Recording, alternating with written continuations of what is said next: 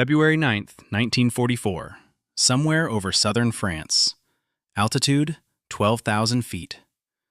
The Merlin engine sang its familiar note, that deep, authoritative growl that Robert Anderson Hoover had come to regard as something close to the voice of God. At 22 years old, Bob Hoover was not a religious man in the conventional sense, but he believed in engines. He believed in airframes. He believed in the cold, honest arithmetic of lift and thrust and drag. Up here, in the hard blue winter sky above the Mediterranean coast of southern France, those were the only articles of faith that mattered. His Spitfire Mark V banked gently eastward, the aircraft responding to the lightest pressure of his right hand on the stick with a precision that still, after 58 combat missions, never quite failed to move him. The Supermarine Spitfire was the finest fighter Britain had ever produced. Perhaps the finest single-seat fighter in the world, depending on who you asked and what year you were asking in. In the winter of 1944, that question was growing considerably more complicated. The Germans had been flying the Focke-Wulf Fw-190 for 2 years now, and everyone in the 8th and 12th Air Forces who had encountered one at altitude knew that it was not a machine to be treated lightly. But today, on his 59th mission with the 52nd Fighter Group, Hoover was not thinking about the Focke-Wulf. He was thinking about his engine. Something was wrong. It had begun as a vibration, subtle at first, the kind of tremor that an experienced pilot feels in his fingertips before his brain has fully processed it. Then the temperature gauges shifted. The oil pressure needle moved in a direction it had no business moving. Hoover scanned his instrument panel with the practiced efficiency of a man who had spent more hours in cockpits than in beds, reading each gauge in the same sequence he had drilled since flight training at Pensacola. Airspeed, altitude, heading, engine instruments, fuel state. The picture that assembled itself was not a good one. The Rolls-Royce Merlin, that magnificent, temperamental piece of British engineering, was beginning to come apart beneath the thin aluminum cowling in front of him. He keyed his radio, reported the malfunction, turned west toward the coast. He never made it. The Focke-Wulf came out of the winter haze with the ruthless efficiency of a machine designed for exactly this purpose. Its radial BMW 801 engine, air-cooled, 14 cylinders arranged in 2 rows, gave the German fighter a blunt, aggressive profile that was utterly unlike the elegant elliptical wings of the Spitfire. At this moment, with Hoover's engine already compromised and his airspeed bleeding off, the aesthetic differences between the two aircraft were academic. What mattered was that the Focke-Wulf's pilot had altitude advantage, speed advantage, and the element of surprise. The first cannon shells walked across the left wing of Hoover's Spitfire and continued into the engine cowling. The Merlin, already dying, ceased immediately. The propeller windmilled uselessly in the slipstream, the cockpit filled with the acrid stench of burning oil, and then, with terrible swiftness, smoke began pouring in around the instrument panel. Bob Hoover, 22 years old, a young man from Nashville, Tennessee, who had taught himself to fly in a rented Piper Cub at the Cornelia Fort Air Park and had begged the Army Air Corps to let him fight, found himself in the worst situation a fighter pilot can face. No engine, no altitude, and no time. He jettisoned the canopy. The slipstream hit him like a wall, tearing at his leather flight helmet, and for a moment the smoke cleared enough for him to see the coast of France below him, brown and gray and impossibly far away. He rolled the dying Spitfire inverted, pushed forward on the stick, and fell out of the aircraft. The parachute opened with a crack that he felt in his entire spine. For 30 seconds, or perhaps a minute, time had become unreliable, he drifted in silence above the Mediterranean. Below him, the wreckage of his Spitfire was already gone, scattered across the cold gray water. Around him, the winter sky was empty. The German pilot had not circled back. There was nothing to circle back for. Bob Hoover was already dead, as far as the Luftwaffe was concerned. He hit the water. The Mediterranean in February is not the warm azure paradise of travel brochures. The water temperature in that month along the coast of southern France runs somewhere between 9 and 12 degrees Celsius, cold enough to induce serious physiological distress within minutes, cold enough to kill a man who was not rescued within the hour.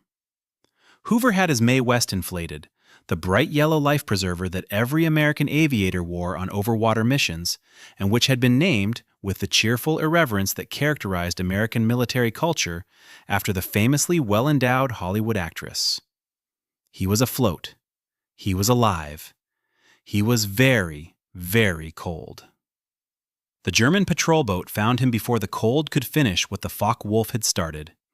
It was a small vessel, a coastal patrol craft of the sort that the Kriegsmarine maintained along the occupied French littoral, its crew bundled in gray greatcoats and watching the sea with professional boredom that turned to sharp attention when one of them spotted the yellow of the Mae West. They hauled him aboard with neither ceremony nor cruelty. One of the sailors threw a wool blanket over his shoulders. Another offered him something hot in a tin cup that might have been coffee or might have been ersatz. And in that moment, Hoover would not have cared either way. He was a prisoner of the Third Reich.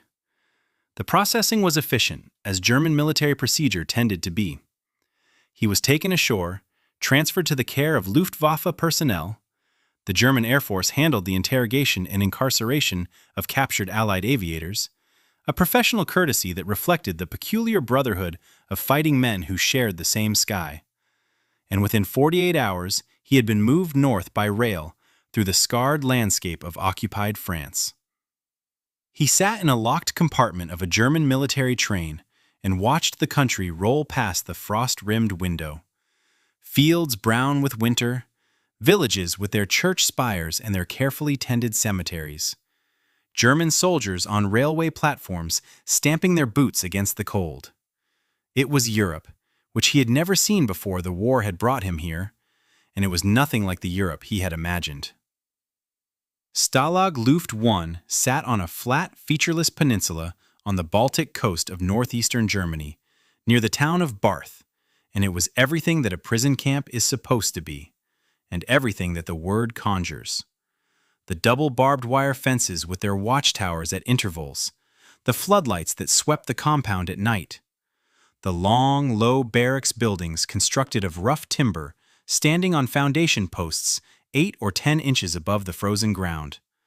That gap beneath the barracks was a deliberate feature, designed to allow the guard dogs to patrol underneath and detect any prisoners who might be attempting to tunnel.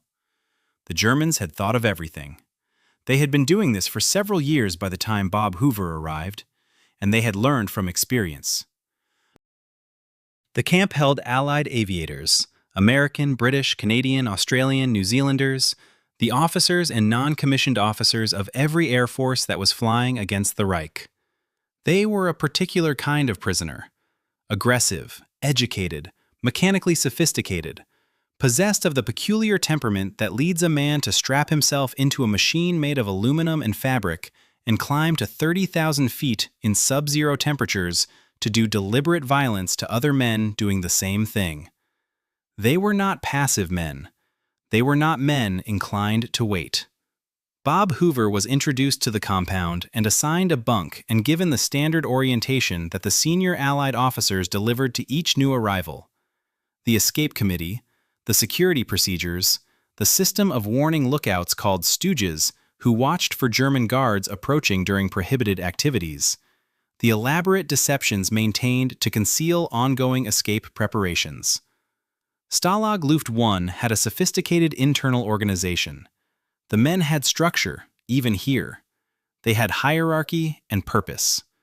Hoover absorbed all of it and began, immediately and systematically, to plan. He had arrived in the winter of 1944. The war was changing. Everyone could feel it, even here behind the wire.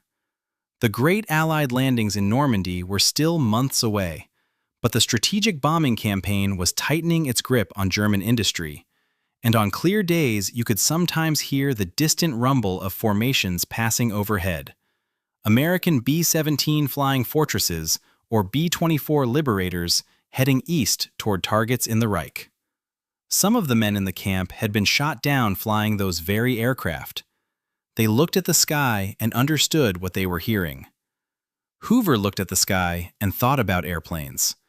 He was 22 years old, and he was very far from home, and the war was going on without him. He could not accept that. Stalag Luft I, Barth, Germany. Winter 1944, spring 1945. The barracks at Stalag Luft I were called blocks, and each block was subdivided into rooms, and each room held somewhere between 8 and 14 men, depending on how many new prisoners the Luftwaffe had delivered that particular week. The rooms were small.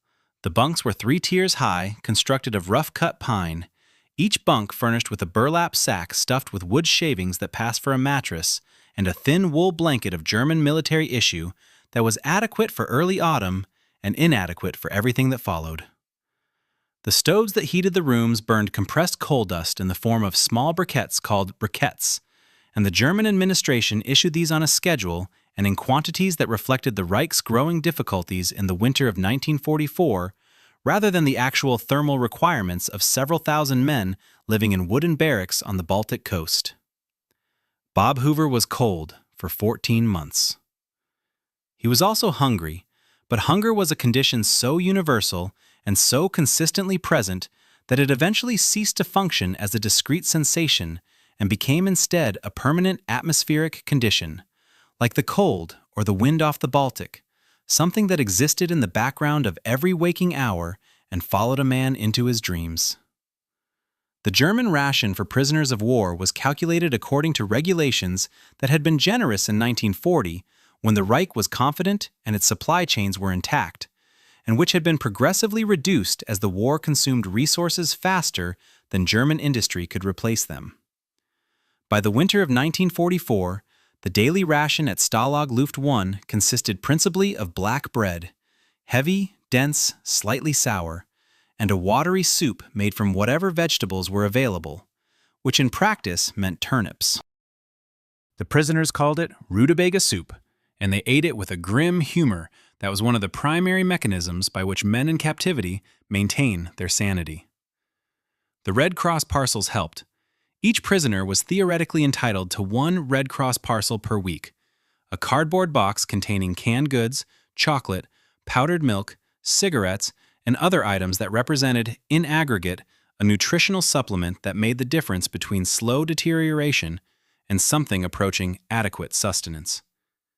In practice, the parcels arrived irregularly, were sometimes held by the German administration for reasons that were never adequately explained, and were occasionally damaged in transit. But when they came, and when their contents were distributed through the elaborate system of equitable division that the prisoners had developed, a system of scrupulous fairness born of the understanding that fairness, in these circumstances, was a matter of survival, they were moments of genuine pleasure in a context that offered very few. Cigarettes were currency. This was not a metaphor. In the economy of Stalag Luft I, a cigarette could be exchanged for almost anything that existed within the wire: food, information, labor, materials. Men who did not smoke found themselves in possession of a portable form of wealth. Men who did smoke made complex calculations about present pleasure versus future purchasing power. Bob Hoover, who had no particular attachment to tobacco, quickly understood the exchange rates and conducted himself accordingly. He was learning, even here, to manage resources, to read environments, to think ahead.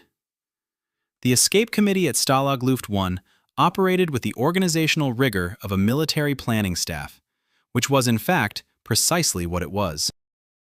The senior Allied officer in the camp was Colonel Hubert Zemke, an American ace who had commanded the 56th Fighter Group, the famous Wolf Pack, before being shot down in October of 1944 when his P-51 Mustang broke apart in a severe turbulence encounter. Zemke was a precise, intelligent man with a combative temperament and an absolute commitment to the obligations that the military code of conduct imposed on prisoners of war: the duty to resist, to provide no intelligence of value to the enemy, and to attempt escape whenever a reasonable opportunity presented itself. Under Zemke's command, and the command structure was genuine, not ceremonial, the escape committee evaluated proposals allocated resources, maintained security, and coordinated the various ongoing projects that represented the camp's collective effort to breach the wire.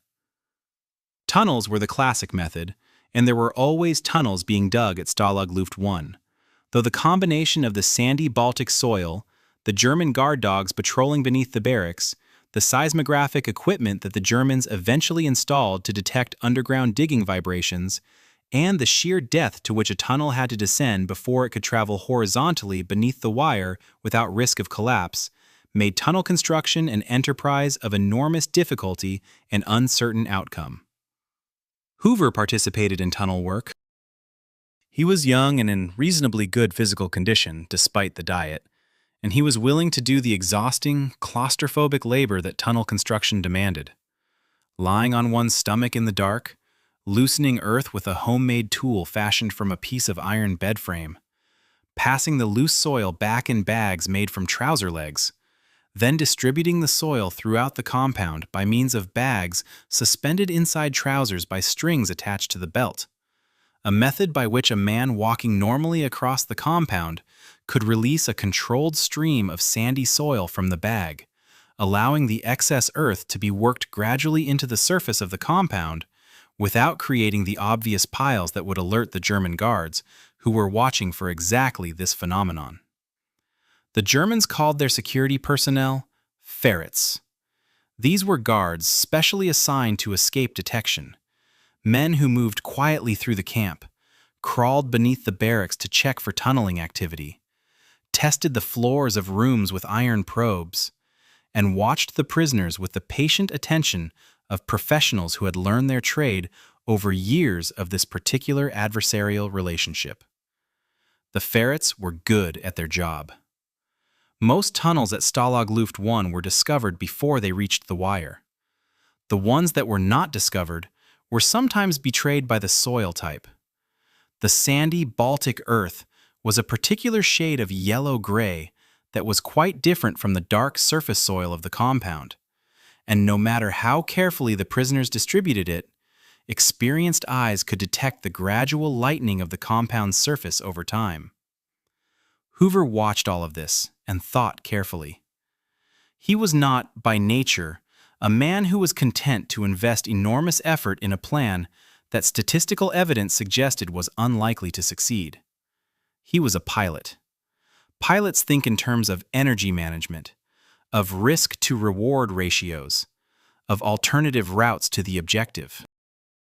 He participated in the tunnel work because the code of conduct required him to, because the work maintained morale, because it forced the Germans to allocate resources to detection that might otherwise be used elsewhere. But he was also watching for something else. He was watching for opportunity. The winter of 1944 gave way to the brutal Baltic spring of 1945, and with the spring came a change in the atmosphere of the camp that was palpable and profound. The Allied advances were no longer theoretical. They were measurable in the behavior of the German guards, who had, for 3 years, presented to their prisoners a face of imperturbable Teutonic confidence, and who now could not entirely conceal their anxiety. The convoys of German military vehicles that passed on the road visible from certain angles within the camp were moving west, not east. The Luftwaffe officers who conducted periodic inspections arrived looking tired. The administration of the camp, which had been rigidly formal, began showing small signs of institutional stress.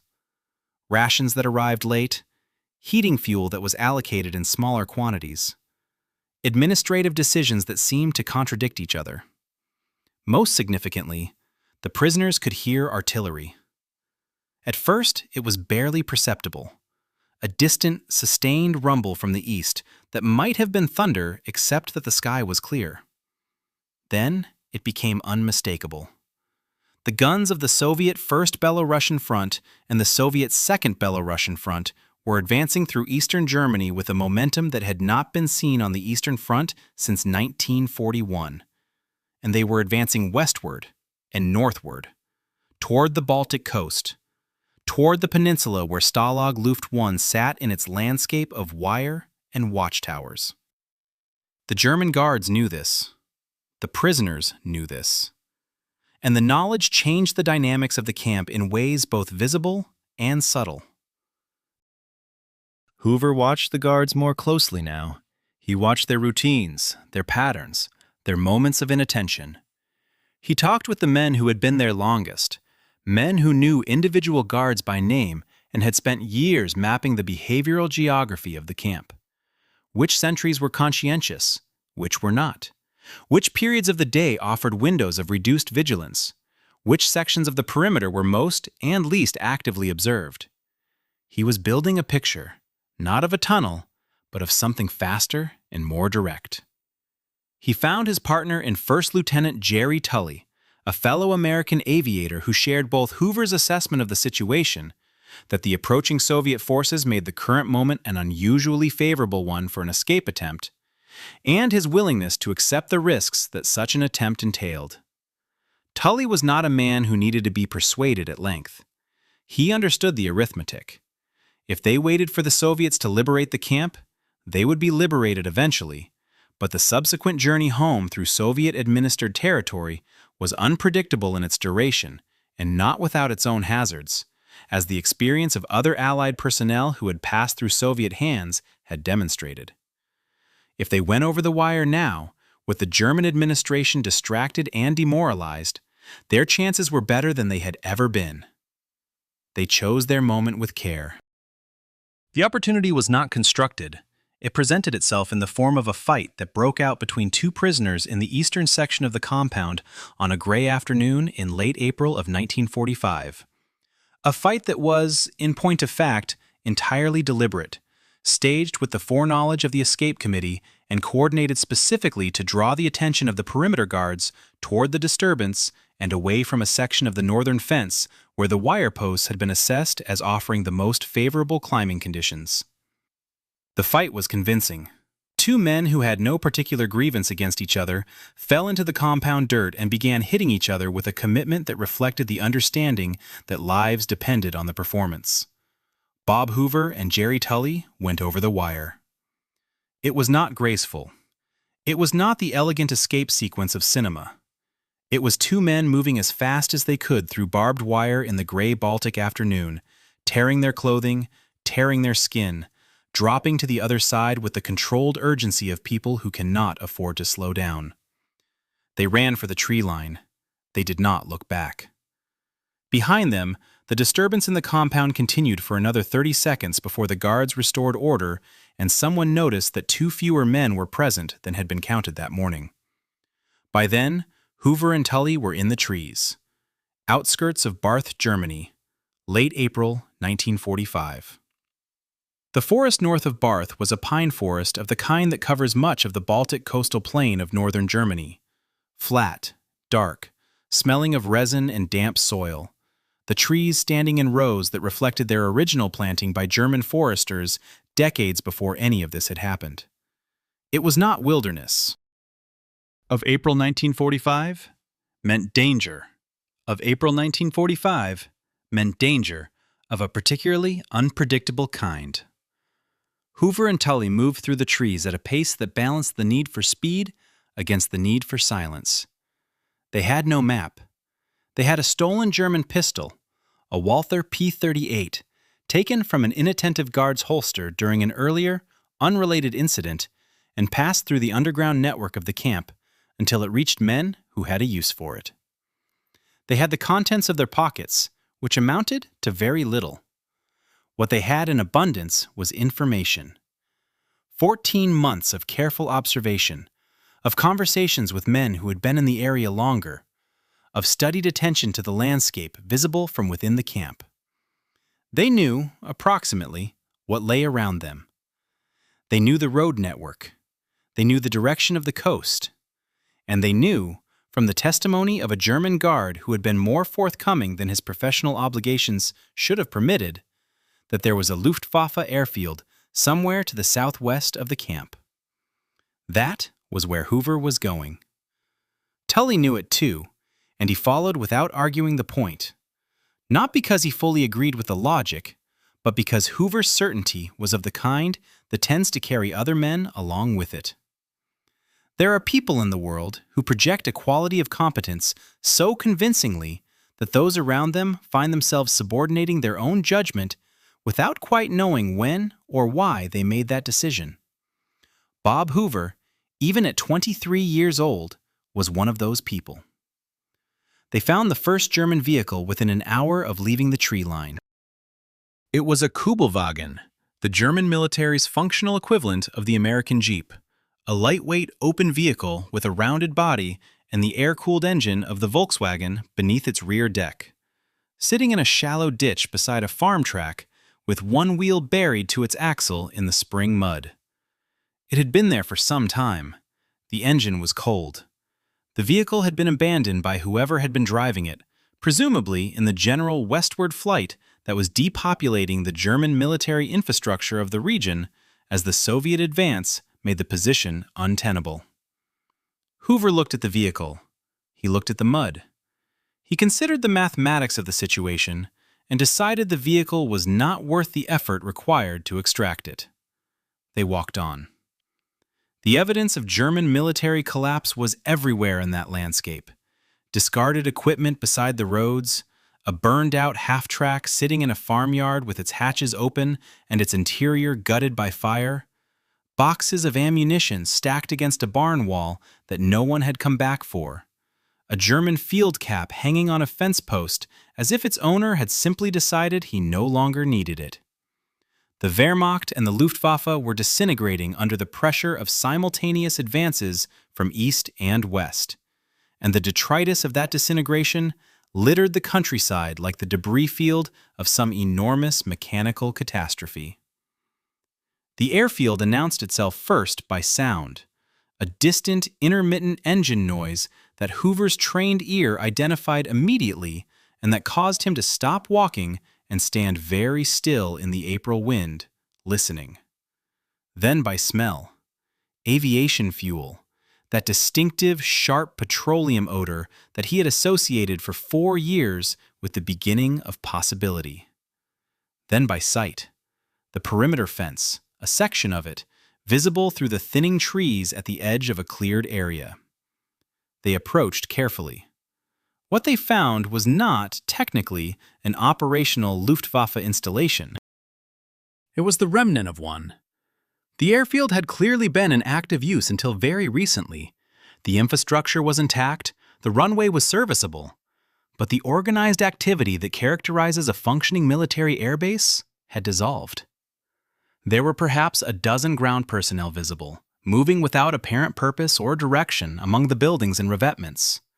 Several aircraft were present in various states of damage or disrepair. A Heinkel HE-111 bomber with its starboard engine nacelle torn open, lying on one wing. A Junkers Ju-88 that had suffered an undercarriage collapse and sat with its nose resting on the concrete apron in an attitude of profound exhaustion. Various other machines in conditions ranging from damaged to destroyed. And then, standing in a revetment at the far end of the field, intact, apparently undamaged, and catching the pale April sunlight on its dark green and gray splinter-pattern camouflage paint, a Focke-Wulf Fw-190. Hoover looked at it for a long moment.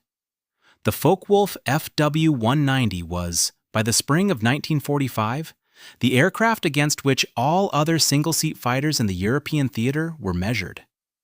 It had entered service in the autumn of 1941 and had immediately demonstrated a performance envelope that made it superior to the Spitfire Mark V in almost every parameter that mattered in combat.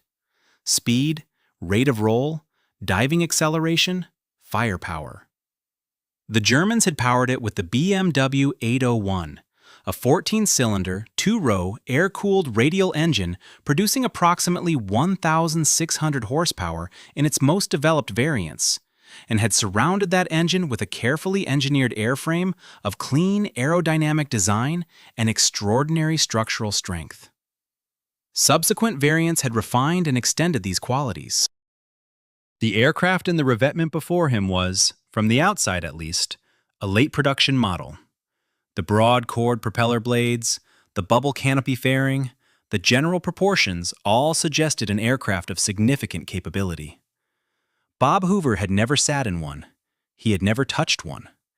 He had engaged them in combat on several occasions in his Spitfire, and those occasions had left him with a precise and respectful understanding of what the aircraft could do when flown by someone who knew how to fly it.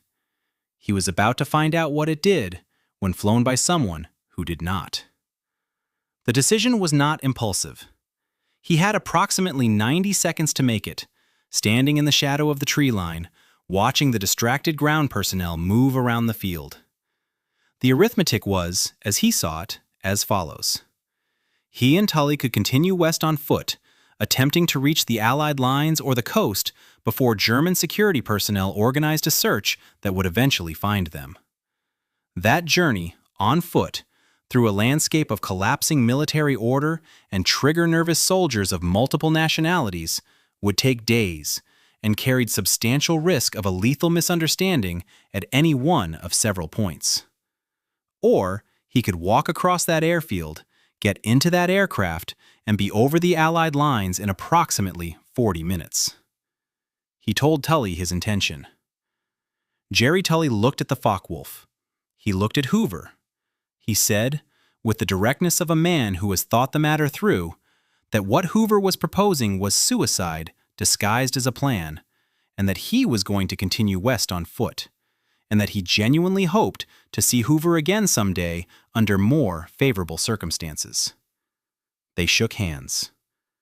Tully walked back into the trees and disappeared. Hoover turned and walked toward the aircraft. He walked with the deliberate, unhurried confidence of a man who belonged exactly where he was, a quality that is, in situations of this kind, worth more than any disguise. He was wearing his American flight suit, which was dirty enough and generic enough in its general outline that a distracted observer at 50 meters might not immediately identify it as enemy. He was counting on distraction. He was counting on the institutional chaos that the last days of a losing war impose on military organizations. He was counting on the fact that the human mind, when overwhelmed with crisis, defaults to seeing what it expects to see. A German mechanic, an Unteroffizier by the insignia on his collar, was performing some kind of maintenance task near the revetment. He looked up as Hoover approached.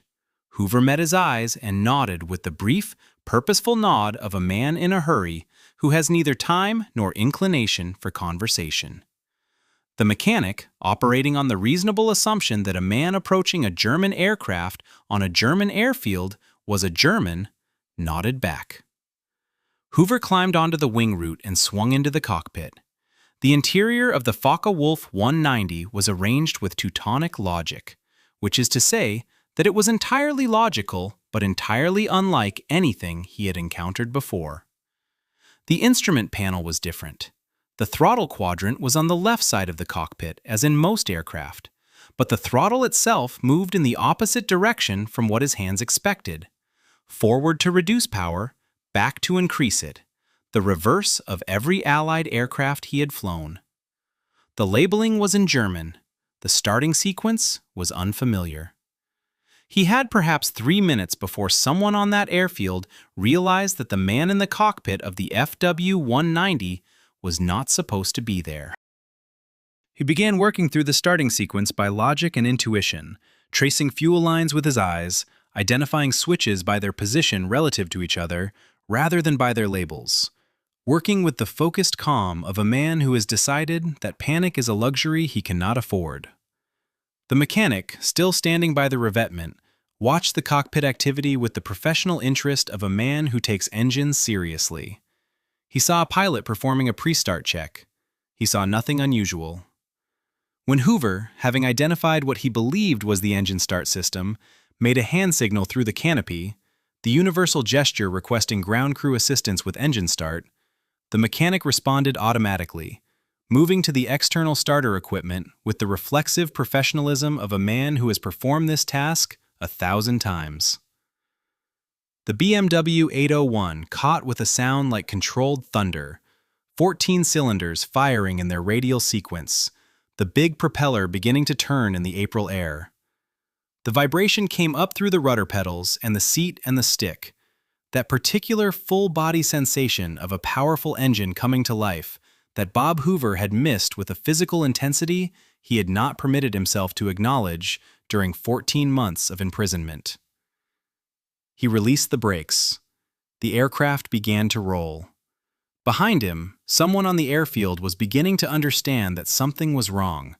A shout, then another, then the flat, unmistakable crack of small arms fire. A German soldier with a rifle, firing at the aircraft as it accelerated down the runway, the rounds going somewhere into the airframe or into the air, it was impossible to tell which. Hoover pushed the throttle. Backward, he reminded himself. Backward means more power. And the BMW responded with a surge of acceleration that pressed him into the seat. The tail came up. The main gear broke free of the runway. Robert Anderson Hoover, 23 years old, prisoner of war, was airborne. Over the German-Dutch border. Late April, 1945. The Focke-Wulf climbed away from the airfield at Bart with the powerful, surging urgency of an aircraft that had been built for exactly this: escape, pursuit, the violent geometry of aerial combat. And Bob Hoover immediately understood three things simultaneously.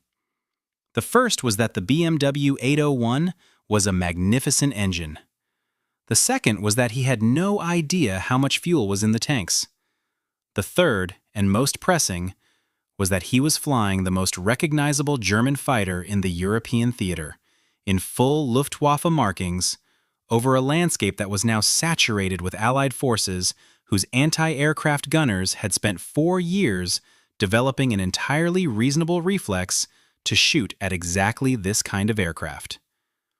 He kept low, instinctively, immediately, with the decision-making speed that distinguishes pilots who survive from pilots who do not. He pushed the nose down and settled the aircraft 50 feet above the flat North German plain.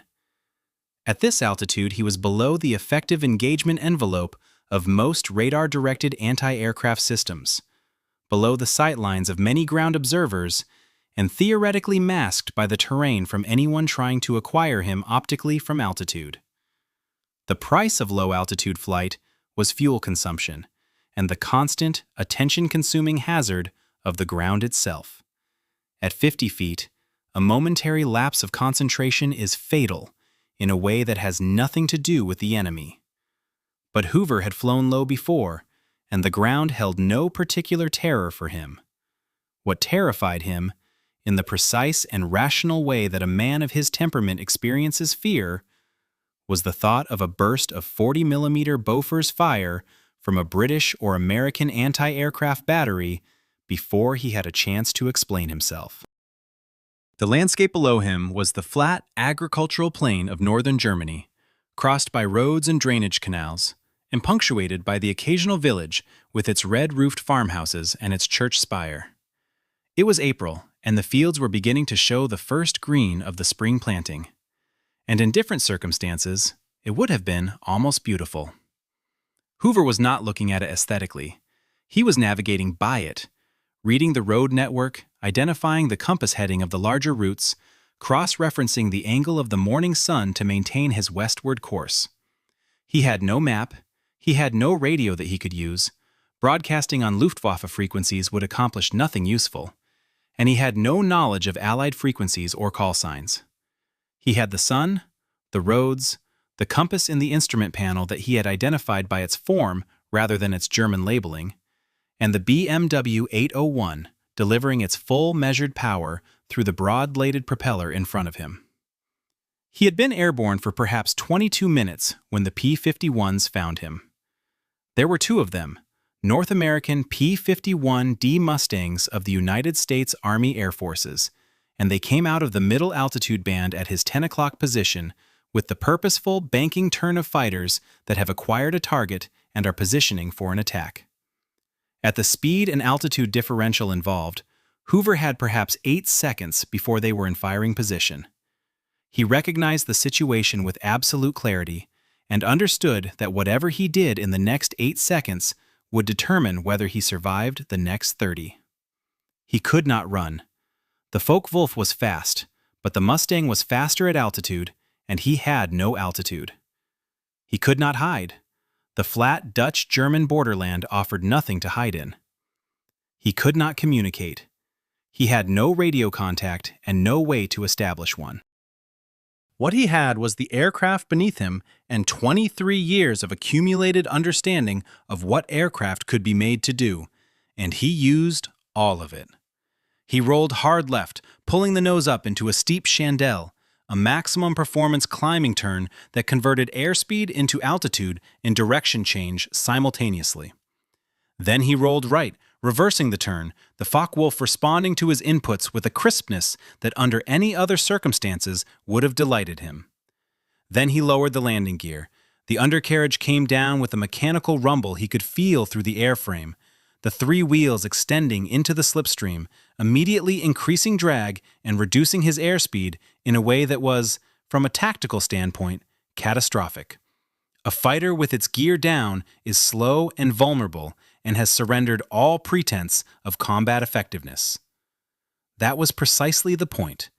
In the accumulated conventions of aerial warfare, a fighter that lowers its landing gear is performing the airborne equivalent of raising a white flag. Every combat pilot in every air force understood this. It meant, I am not fighting, I am not threatening, I am surrendering this engagement, and I am asking you not to shoot me. Simultaneously, he rocked his wings. Not the gentle, rhythmic wing rocking of a pilot executing a routine signal, but the violent, exaggerated, almost desperate lateral oscillation of a man trying to communicate urgency across a gap that words cannot bridge. The Focke-Wulf swayed left and right in a motion that no German pilot executing a combat escape would ever employ, because it bled energy, destroyed tactical positioning, and made the aircraft temporarily more difficult to control. It made no sense as an evasive maneuver. It made complete sense as a declaration of non-hostile intent performed by someone who had run out of other options. The P-51 pilots held their fire. This was not automatic. It required the two American pilots to override 4 years of combat conditioning, to look at a Focke-Wulf Fw-190 in German markings, performing what appeared to be an aerial circus act with its landing gear extended, and to conclude that something sufficiently unusual was occurring to warrant investigation before destruction. They were, in doing so, exercising a degree of professional judgment and restraint for which Bob Hoover would be grateful for the rest of his life. He learned their unit after the war and never forgot it. He pointed the nose at the flattest piece of ground visible ahead of him, a field in the Dutch countryside, the tulip rows just beginning to show color in the April light, and descended. The engine was running rougher now. He had no precise knowledge of the fuel state, but the gauges were telling him something he did not want to hear, and the slight roughness in the BMW's previously smooth delivery confirmed it. He had, at most, minutes. The Focke-Wulf touched Dutch soil with a jarring, bone-compressing impact that tested every bolt and weld in its undercarriage. The field was soft from spring rain, and the wheels dug in immediately, decelerating the aircraft with a violence that threw him hard against his harness. The aircraft slewed left, straightened, slewed left again, and stopped. Silence, except for the ticking of the cooling engine and, growing rapidly louder from 3 directions, the mechanical clatter of armored vehicles. British Cromwell tanks of the Second Army, their commanders visible in their open hatches, were converging on the field with the focused attention of men who have just watched a German fighter aircraft perform a deranged aerobatic display and then land in their operational sector. Hoover opened the canopy. He stood up in the cockpit, both hands raised above his head, and began to talk. He talked in the broad, flat, unmistakably American English of Middle Tennessee, and he talked loudly, and he talked continuously, because silence in this particular moment was a luxury he could not afford. He gave his name, Robert Anderson Hoover, 1st Lieutenant, United States Army Air Forces. He gave his serial number. He gave his unit. He gave his account of the previous 24 hours in compressed, rapid, entirely accurate detail. He described Stalag Luft I with the specificity of a man who had spent 14 months memorizing it. He described the airfield at Barth. He described the mechanic who had started the engine. He described the reverse throttle and the German instrument labels, and the moment the small arms fire had cracked past the canopy as he rolled down the runway. The British soldiers reached the aircraft with rifles leveled and expressions that mixed aggression with profound confusion in approximately equal measure. They looked at the man in the cockpit. They looked at the Focke-Wulf.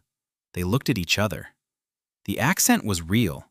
No German alive spoke English like that. No German alive could have invented Tennessee. One of the soldiers began to laugh.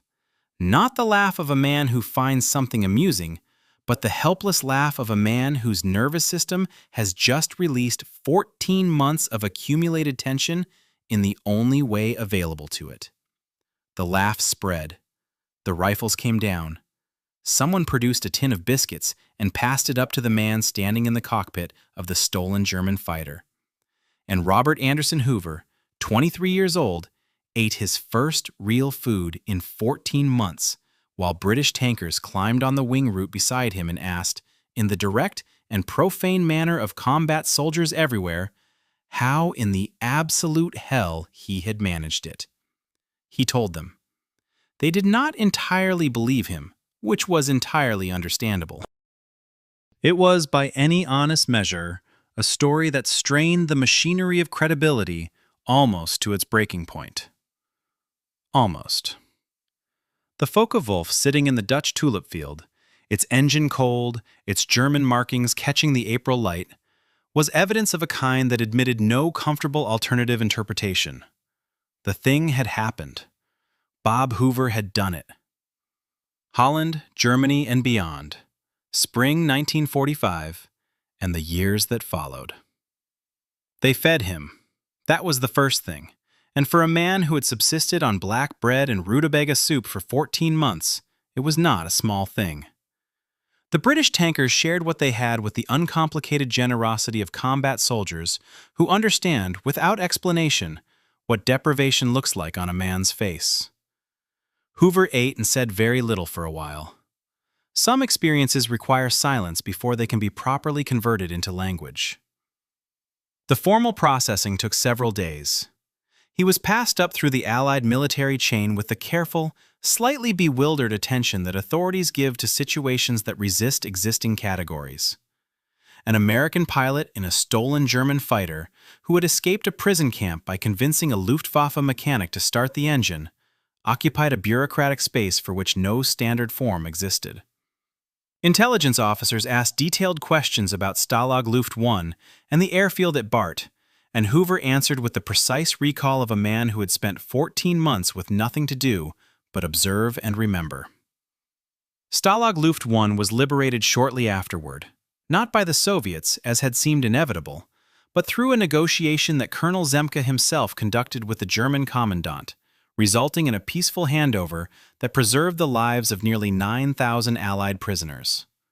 It was, in its own way, as audacious an achievement as anything Hoover had accomplished in the air. Jerry Tully, who had walked west through the collapsing German lines rather than risk the airfield, arrived at Allied lines several days after Hoover, in worse physical condition, but alive. When the two men met again, Tully observed that the outcome did not retroactively validate the reasoning. Hoover conceded the philosophical point and, through some creative logistics, produced a drink. He returned to the United States in the summer of 1945 and went back to flying. This was not a decision so much as a continuation. The only thing he had ever wanted to do, now pursued with the focused intensity of a man who had spent 14 months on the wrong side of a wire fence, watching the sky. At Muroc Army Airfield in the high Mojave Desert of California, Hoover flew as a test pilot and chase pilot for Captain Charles Elwood Yeager. On the 14th of October, 1947, Yeager climbed into the Bell X-1 rocket-powered research aircraft. Shaped like a .50 caliber bullet, with stubby, straight wings, carried aloft beneath a modified B-29 Superfortress, and flew faster than the speed of sound for the first time in recorded history. Bob Hoover flew chase in a Lockheed P-80 Shooting Star, tracking Yeager's position from the closest outside vantage point available. He did not break the barrier that day, but he was there, and being there was everything. In the decades that followed, Hoover built a reputation in air shows and flight demonstrations that earned him an assessment no other pilot in American history has received in quite the same terms. Neil Armstrong called him the greatest stick and rudder man who ever lived. Jimmy Doolittle expressed the same judgment with the same absence of qualification. These were not courtesies extended to a colleague. They were the considered verdicts of men who understood exactly what they were measuring. What Hoover could do with an aircraft was, by any technical measure, extraordinary. His signature airshow routine involved performing complex aerobatics in a twin-engine Shrike Commander, a propeller-driven executive transport with no legitimate claim to aerobatic capability, while pouring iced tea from a pitcher into a glass balanced on the instrument panel. The demonstration was a philosophical statement as much as a technical one, that genuine mastery of flight required not strength or aggression, but economy, subtlety, and an understanding of the machine so complete that it ceased to be a machine and became an extension of intent. That philosophy had its unspoken origin in a Focke-Wulf Fw-190 on an airfield in northern Germany in the last days of April 1945, when a 23-year-old man with no map, no radio, and no knowledge of the instruments before him had assessed his situation and concluded that the only rational direction was up. Robert Anderson Hoover died on the 9th of October 2016 at the age of 94.